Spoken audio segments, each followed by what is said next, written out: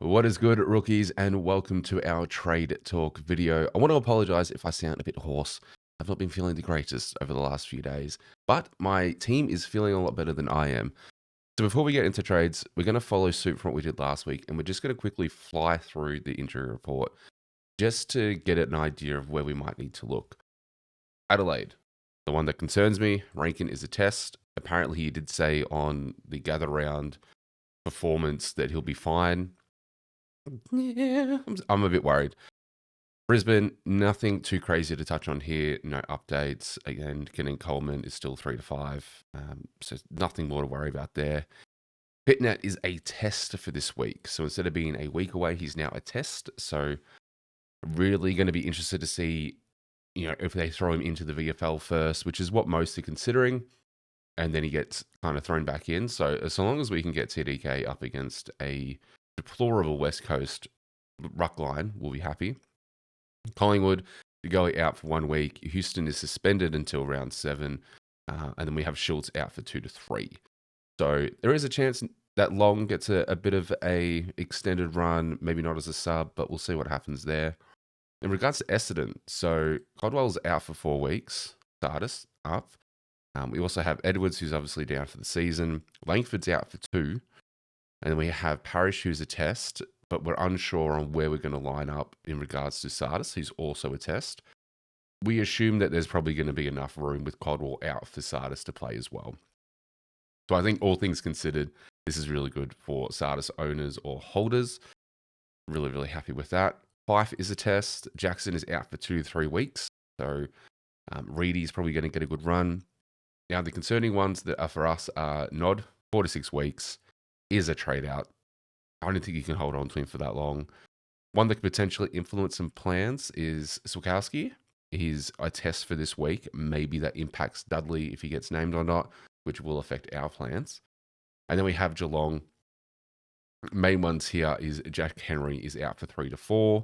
Polo is still a groin 1 to 2 weeks away. So this is good for Connor O'Sullivan job security, with both Henry now out for 3 to 4 and Colo still 1 to 2 weeks away. But again, can't really trust Chris Scott when it comes to injury reports or anything like that. So no Nevitt listed here as well, by the looks of it. So we do believe that he has been cleared from foot soreness, which means he is maybe a chance to play. We traded him out. I don't like holding on to that many injuries because we also held on to Sardis and Lindsay. And I think both of those have the potential to out cash Nevitt potentially. But if you did hold on to Nevitt, really good signs here. Nothing crazy for the Suns. Nothing too crazy as well from the Giants. Hawthorn, massive blow. Will Days out for 3 to 4 months. So this could be a McKenzie rise ever so slightly until Warple comes in. If he does come in this week, then obviously negate that altogether. One thing to consider with this injury report is, does Jai Newcomb actually step up, or does he become the main tag target? One to consider if you had him in the team or if you were looking to bring him in. For Melbourne, Lever is out for 3 with an ankle. Lindsay is a test, so we're hoping he gets up to play because we need him to this week. Outside of that, nothing too crazy in regards to the mix there. Archer is gone for 1 to 2 weeks with a hamstring. Not great. We have Law, who's now officially off. So he'll most likely play. So if you had like a Simpkin or a Powell, I would be very curious to see any regressions in their scoring. We kind of already saw it with Simpkin had a down game and Powell's probably been sitting in the 80s or so. Moving on, nothing too crazy to go through for the rest. I think, who are we looking at?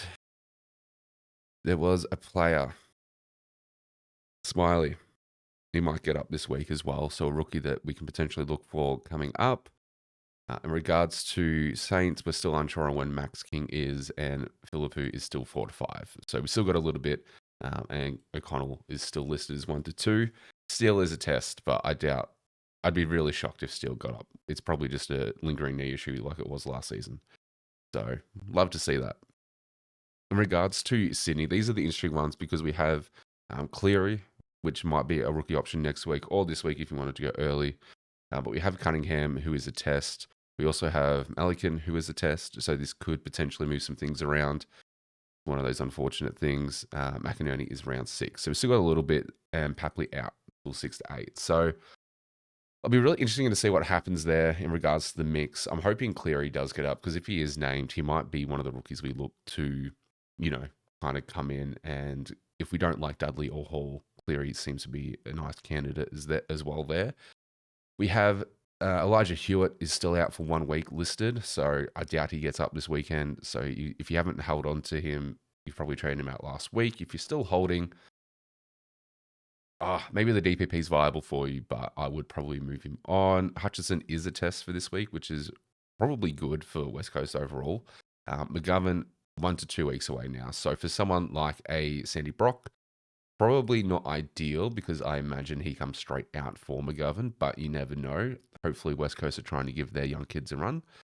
And then we've got the Bulldogs. So nothing too crazy. 1 to 2 weeks away from Bont, so he's not too far away. Trelaw is still 3 to 5. That's really all we're waiting for, is we're waiting to see Bont hopefully come in with some rested games, drop that price, and we can pick him up. So with that all said, let's jump into our team and what our trades are looking like. So you can see below we've got our targets. Now I've got 3 big boys because I'm unsure who to go for. In regards to our trade outs, we have 2 very clear trade outs, which is Fraser and Nod. Now, there are so many different ways we can look at handling this. Do we bring in a Marek who we missed? Do we bring in a rookie and do a 1-up, 1-down? Do we boost to get our better pick of any rookies? For example, let's just say we want to get out Campo if he's not named, or we get out Henderson or a Stone. There are a lot of different things that we can do this week, and it is kind of heavily swaying where we go for the rest of the season. We'll go through the one that I'm leaning towards the most. Now, I love the pick I get in. I'm also not loving the rookie I have to get in to do it. But what we actually do is we swing Bice into Fraser's spot. We swing Sinclair into the midfield, who will become our M1. Let me take him into the midfield. It won't, but that's fine. We bring in Whitfield. So we have Sinclair. We throw him into the midfield, and then we bring in a Dudley. This is probably the most likely trade I'm going to end on, just because I prefer defenders than any other line at the moment.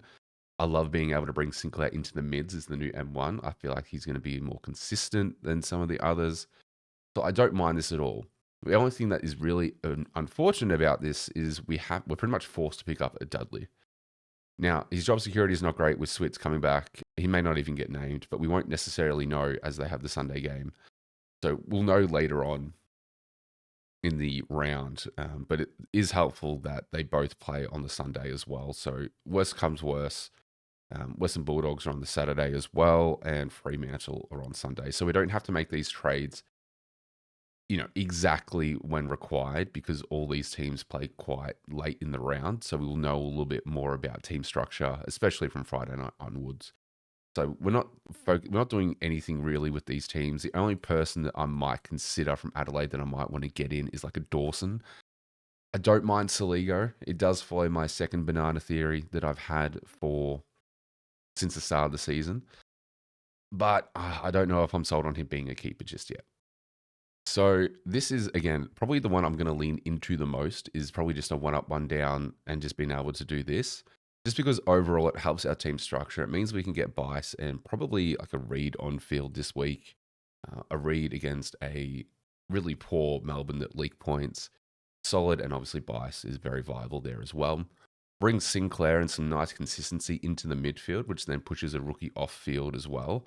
So then hopefully what we actually see is Lindsay and Sardis come back into the side, and then we can actually swing Moraes into the flex, because Kako might actually do well. I do want to have a look at DFS in regards to DVP versus position, defense versus position for Melbourne, to see if they leak points in the back and the forward. But I have a feeling it's going to be the defenders that more win off that, which means I'm more than happy to chuck Morales into the flex just for a bit of support. Obviously, we spoke about Rankin being a little bit of a concern to play for Thursday night. He says he's fine. We've got cover. We've got poor cover, but we have cover nonetheless. Would be very, really bad if we saw that Stone got dropped and Dudley got dropped, and then we would have to shift. So long as Dudley is named and we'll make some cash, we're happy.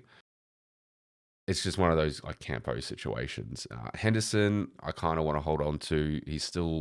There is all a world where he does make his break even and have a spike game like he had before, just with all he needs another 72 and it will give him a little boost in his cash gen.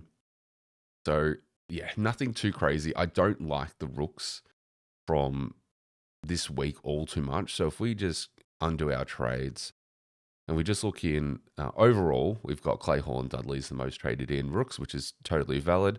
I'm not sure on Travalia just because the price tag is the job security there.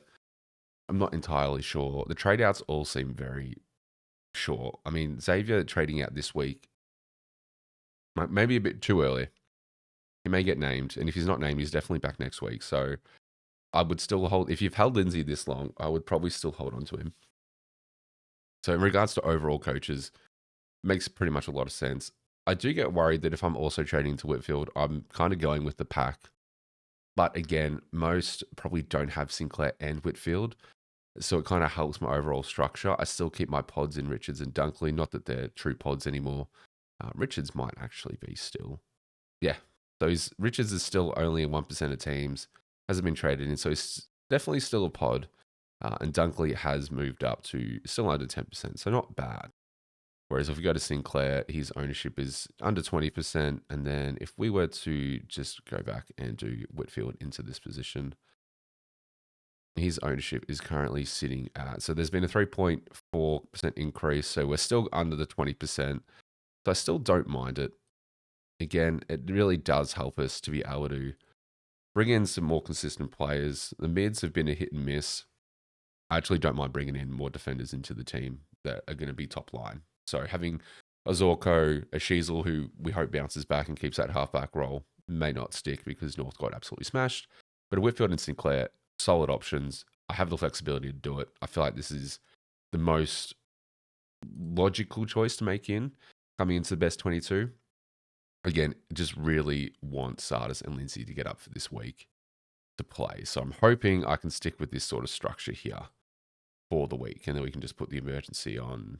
Let's just put it on. Let's put it on Kako. We'll back in all the Essendon boys. But this is what I'm looking at for my trades. Nothing too crazy, just a one up, one down. We can boost if required, and I'll quickly go into what that boost situation looks like. So in regards to boosting, what would we even do? Now, let's just say, for example, Dudley gets dropped. We just know Friday night that Dudley gets dropped.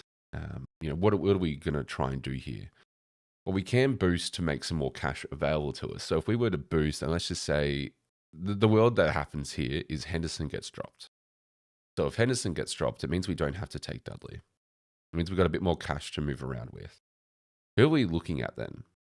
We can grab a Clay Hall if he's named, which I don't mind. I'm not over the moon about it, but if he's named, awesome. And we've got 156. Well, who else can we look at here? In the forward line, I really like the promise of a Caden Cleary. And I'm more than happy to take the risk early. But again, speaking to some Sydney supporters, it can look a bit daunting. But we'll see how things go. That's probably one of the only other options is if Dudley's dropped and Henderson is dropped, this is what we might go with. Now, I don't like the idea of boosting just for rookies, but I do see the importance of making sure we have a healthy bench line. We will correct Campo, but we hope he comes back. Otherwise, our bench isn't looking too dead, which is something that was better than last season already. Defensive rookies, not worried about. Mid rookies, there's enough playing to make cash, so we're happy there. Do we want to grab a Marek? Potentially. It's just hard to knock back getting in Whitfield. Alternatively, as well, we can potentially toy with the idea of boosting here. So let's just say we get rid of Henderson as well. Let's say we want to get Marek in. So we've got 573. We don't really get too many options here. So if we go Dudley as well, so let's just swing Bias back into defense. So if we bring in Dudley, we've only got 473, and there's really no one around that much. So when we look at this, when we look at average, we've already got a Bailey Smith. What we can potentially look at is We'll see who is available in the forward line, because I would be quite interested if we flick that there. Let's have a quick look. Now, the only option that I like from the forward line, if we were to do something like this, is a Thilthorpe. Kennedy doesn't seem too bad, but again, it's kind of that mid-price. They're not keepers, whereas Thilthorpe is actually making a name to be reckoned with. So we could potentially do something like this. Now, in regards to how we then move this in, is we would potentially do something like this. So we might move, let's say, Smith into the midfield and do something like this. This I don't mind at all. Now, if we optimize this, let's just, for shits and gigs, see what happens here. It's not horrible. It's not horrible. It's not the worst. We still get 3 rooks on field, and we can put one of these guys on. We can probably move Lindsay or Sardis into the flex for Kako. It's not too bad. I am very cautious about bringing in a key forward into the team, but given the form of Adelaide and Thilthorpe lately, it's been solid. But there probably will be some down games incoming as well. So I don't mind this. Is it worth a boost? I mean, we get Marek, we get Thilthorpe, and we still have to kind of get a Dudley. I mean, we can probably get a Hall, actually, if we really think about it. So we can come in here. We'll filter by break even, so players I can afford. Yeah, we can still get a Clay Hall here, so it's not all worst case. So it's not bad. I actually don't mind the structure at all. So, with that all said, these are pretty much the trade scenarios that we can look at. Is we either boost if Henderson has dropped and we bring in a Hall, a Marek, and a Thilthorpe, and we just run without Whitfield. Not ideal, because Whitfield does have a great run. But again, at the end of the day, overall team-wise, this kind of helps massively, because then we're only really fielding 2 rooks in the mids, 2 rooks in the defensive line, and 1 rook in forward line with 1 at flex, which could most likely be one of Sardis and Lindsay as well. So overall, this probably helps a lot of team structure for best 22. It gives us our best opportunity to have some big scores. So I don't mind this. It will be very team sheet dependent though. So that's what we're going to run with. We'll have a quick look at what the top 1%ers are doing. Let's have a look. Clay Hall and Dudley as well. So someone taking the risk. A lot are getting in Whitfield, Marek, and Chevalier as well. The trade outs make a lot of sense. Roberts, I'm not too sure on. Again, I think I called it out in the review. I would hold on to Roberts for sure. If he's crashed next week, whatever trades we do this week, we can use Roberts. So if we were to grab Whitfield, for example, and we were to throw him in the defensive line and have Sinclair in the mids, we can then trade out Roberts and then maybe a Pryor or another rookie that's kind of cut their cash gen, move Sinclair back into defense, and then bring in someone like a Sarong or a Brayshaw or a Dacos, for example. Or we can move him down to, say, a Tom Stewart and actually make some cash. There's a lot of different things that we can do. So this week and next week, very important trades. Make sure you guys do your research. Let me know what you guys are doing for your trades down below. A lot of injuries have blown up a few sides, so you need to make sure you get on top of that. Make sure your bench is looking healthy to a degree. And best of luck, really. Check in on Saturday night for our Supercoach After Dark stream that we'll be doing. Again, my apologies for Saturday night. I had some personal stuff come up that I needed to attend to. But this Saturday, all things going ahead, should be a nice 10:30 stream. We do have memberships and also super chats and all that fun stuff live on the stream now, on the account as well. So thank you guys so much for getting us to 500 subs and the required watch time to get there. Absolutely awesome. There will be cool things that we're going to do in the future with like memberships. So if you did want to support the channel and support me and making the content, and you want to show that love, not required at all. Just, like the video, hit the subscribe. But any support in that manner will always go very, very far for me. But appreciate everything that you guys have done so far. It's been absolutely amazing seeing you guys come in on live streams, ask questions, whether it's on my channel or others, and even hitting me up on Twitter/X to ask some trade questions. Absolutely love it when you guys reach out to me. So come say hi. Let me know what your trades are. Leave a comment down below and let's talk about it. I'll see you in the next one.